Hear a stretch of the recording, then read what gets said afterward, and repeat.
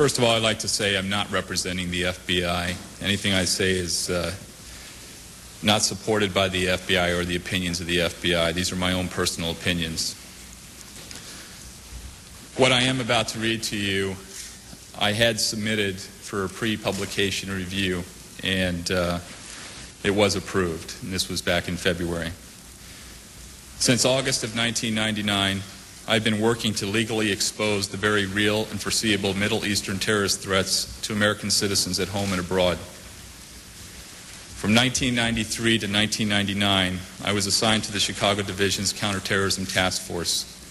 In this capacity, I became familiar with the techniques used by international terrorist organizations to surreptitiously launder money in and out of the United States, including through the use of domestic financial institutions in support of terrorist and paramilitary activities and operations in the United States and abroad, including the State of Israel and elsewhere. Against the wishes of some at the FBI in 1995, when I uncovered criminal violations of several of my cases, I promptly initiated active terrorism criminal investigations on these subjects. I developed probable cause to believe that some of these transfers or transmissions have been of money intended to be used in the support of domestic and international terrorism activities. The illegal transfers have supported specific terrorist activities involving the extortion, kidnapping, and murder of at least one Israeli citizen. The successful investigation, which was codenamed VulgarBetrayal, V-U-L-G-A-R, Betrayal, led to the June 1998 seizure of $1.4 million of Middle Eastern terrorist funding. The seizure was the first occasion that the United States government utilized the civil forfeiture laws to seize assets in the United States. These funds were linked directly to Saudi businessman Yassin Qadi. On October 12, 2001, approximately 1 month after the attack, Yassin Qadi was designated by the United States government as a financial supporter of Osama bin Laden. Despite the unqualified success of the investigation of the Middle Eastern terrorists, FBI management failed to take seriously the threat of terrorism in the United States. Specifically, FBI management intentionally and repeatedly thwarted and obstructed my attempts to launch a more comprehensive investigation to identify and to neutralize terrorists.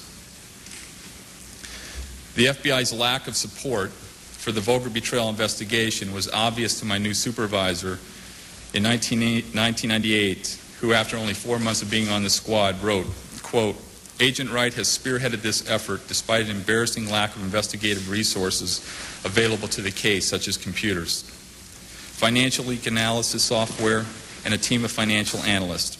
Although far from being concluded, the success of this investigation so far has been entirely due to the foresight and perseverance of Agent Wright." Close quote. Although the VulgarBetrayal investigation had been proposed for designation as a major FBI case because of its far-reaching scope in 1999, in an effort to further the terrorism investigation, I had to purchase much-needed computer software and a scanner with my own funds, since I was unable to obtain the necessary funding from the FBI. I sought to communicate my experiences, as Larry had said and Dave had said, to Congress and others in the public interest following the September 11th attacks. However, a threat was leveled by a Department of Justice official against me through my attorneys to prevent me from meeting with members of Congress during the week following September 11th. This came from the Attorney General's office. In fact, the following morning, in order to prevent me from traveling from Washington, D.C., or to Washington, D.C. from Chicago on my own time, I was told by the FBI division that I could not travel outside of Chicago without permission from the FBI. My efforts have always been geared towards neutralizing the terrorist threats focused on taking the lives of American citizens, in addition to harming the national and economic security of America. However, as a direct result of the incompetency and at times intentional obstruction of justice by FBI management to prevent me from bringing the terrorists to justice, Americans have unknowingly been exposed to potential terrorist attacks for years. Since August 1999, I have been working to legally expose the FBI's incompetence and dereliction of duty in the terrorism arena. As a result, starting in August of 1999, I began writing a manuscript. It was single-spaced, 500 pages, and it was titled Fatal Betrayals of the Intelligence Mission. The manuscript outlines the FBI's intentional, at times, failure to pursue the terrorists and thereby prevent terrorist attacks. Ironically, I completed the text of the manuscript 2 days after the September 11th attack. On September 10th, I had all but the last 3 pages completed. In addition, on November 5th, 2001, through my attorneys, a 38-page complaint was filed with the United States Department of Justice, Office of Inspector General's Office, for, quote, for dereliction of duty by the Federal Bureau of Investigation in failing to investigate and prosecute terrorism and obstruction of justice and retaliating against Special Agent Robert Wright, Jr. Also on January 14th, actually February of 2002, through my attorney, David Shippers, a 118-page complaint was filed with the United States Department of Justice, Office of Inspector General, detailing whistleblowing retaliation by the Federal Bureau of Investigation against myself. FBI rules and regulations prohibit me from disseminating these documents to anyone, including President Bush and members of Congress, before submitting the written material to the pre-publication review unit of the FBI. Therefore, in a good faith effort to legally share the contents of all these documents with the President, members of Congress, and the American people, I have abided by the FBI's established rules and submitted the manuscript and complaints to the FBI's pre-publication review unit for review. On June 9th, 2001, after questioning by friends, co-workers, and family members regarding my motive for writing this manuscript and for exposing the Bureau's dereliction of duty in the terrorism arena, I drafted a mission statement, which was completed 91 days before September 11th. And I will read that to you now. That also was reviewed by FBI headquarters and approved. The mission statement reads, the FBI is America's top law enforcement agency, and as such, its mission is to protect America and its citizens at home and abroad. The strength of the FBI has always been in the public's trust and integrity in the quality of the FBI's investigations. However, in light of the many FBI mistakes which have surfaced during the past decade and additional mistakes which will be exposed in future legal actions and a book I'm writing entitled Fatal Betrayals of the Intelligence Mission, America's confidence level in the FBI will further erode. However, as a nation, we must work together in seeking to regain the confidence level we once had in the FBI to achieve its vital mission of protecting the safety and welfare of its citizens at home and abroad. The FBI is going through a difficult time.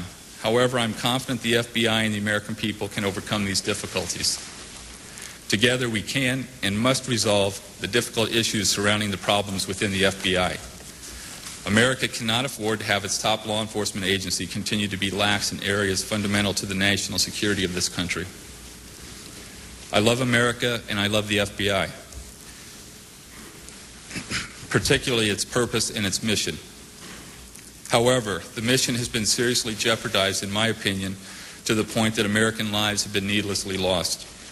Accordingly, I'm seeking a thorough review and complete house cleaning to identify and fix the FBI's problems, whether they be managers, agents, procedures, policies, and/or inadequate laws. Excuse me. Sorry about that. In my opinion, there are a combination of reasons why the FBI has failed to maintain the public trust. These include the lack of quality managers, the lack of program goals and objectives, the lack of modern computer technology, the failure to modernize investigative objectives, the agency is overwhelmed with too many investigative violations, a lack of independent oversight of the agency, and by that I mean incompetent managers are not held accountable for their mistakes. There are serious intelligence versus criminal investigative conflicts which have contributed to the preventable deaths of American citizens. The FBI's duplication of investigative jurisdiction of other federal law enforcement agencies such as the DEA and the ATF. As an 11-year veteran of the FBI, it is my opinion that the management of the FBI is incapable of resolving these issues on its own. Any cosmetic attempt by the FBI to fix itself is not realistic, in my opinion. little would actually change, mainly due to the mentality of the poor FBI leadership. And again, this was written before Director Mueller became the director. Therefore, in the interest of America's national and economic security, I believe President Bush and Congress should work together to implement a task force made up of experts from outside the FBI to conduct a top-to-bottom review of the FBI's hiring procedures, investigative procedures, outdated or unnecessary investigative violations, information technology, records management, and overall organizational structure in the FBI's mission. And many of these have been addressed since this was drafted. The task force should include experts, in my opinion, from state and local law enforcement offices, computer technology experts, management information specialists, and state and federal prosecutors. I believe anyone who is affected by or relies upon the FBI should be involved in this critical and necessary restructuring of the FBI. The information collected by the FBI should be utilized to effectively protect American citizens and the national and economic security of America. I believe a significant portion of the criminal activity investigated by the FBI is linked directly to the sale or the use of illegal drugs. The FBI has even established drug squads throughout the country to investigate drug-related matters. However, in my opinion, there is a separate federal agency, the Drug Enforcement Agency, DEA, which already exists.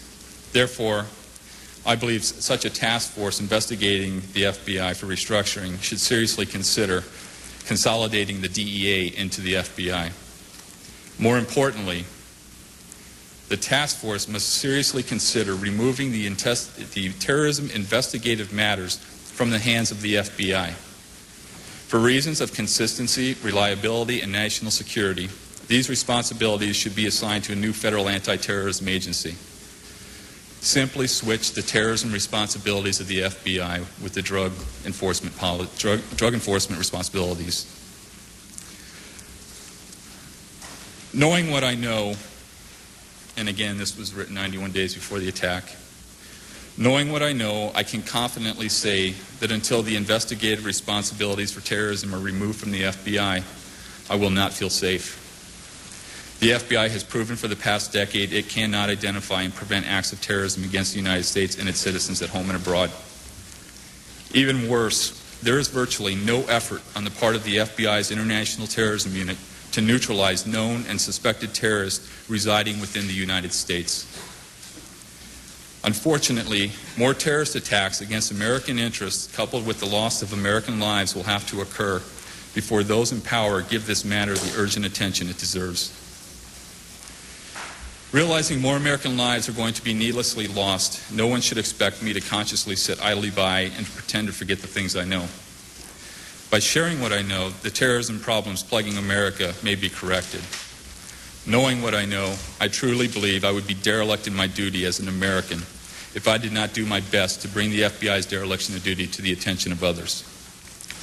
Therefore, in an effort to prevent more deadly terrorist attacks against American interests at home and abroad, I have made it my mission, with the legal assistance of Attorney David Shippers, to legally expose the problems of the FBI to the President of the United States, to the United States Congress, and to the American people.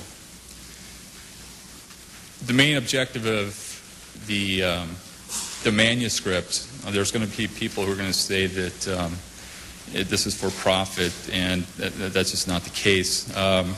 It was to be made available to Congress so changes could be made. And the manuscript outlines in very specific detail what I believe allowed September 11th to happen.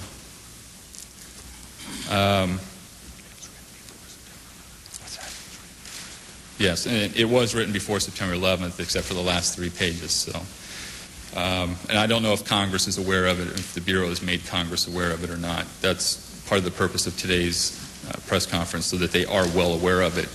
I believe they need to review this. Whoever's in the investigative arm does need to review this document, in my opinion. To the families and victims,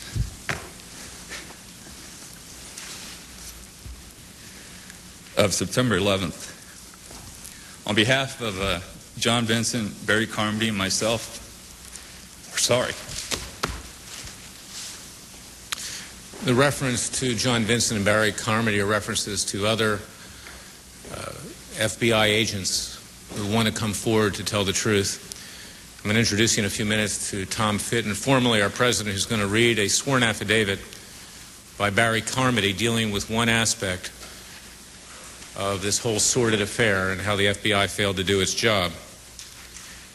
I want to point out that under FBI regulations, after Judicial Watch and Dave Schippers requested clearance, a Special Agent Wright could talk to the American people. And you can see that he was trying to make the change inside the FBI before 9/11 happened. The FBI had this information. The Attorney General most likely had this information, John Ashcroft. But they wouldn't even give him clearance. And they had 30 days to give him clearance. That's the regulation. Instead of giving him clearance, they jerked him around. And they continue to do more than jerk him around by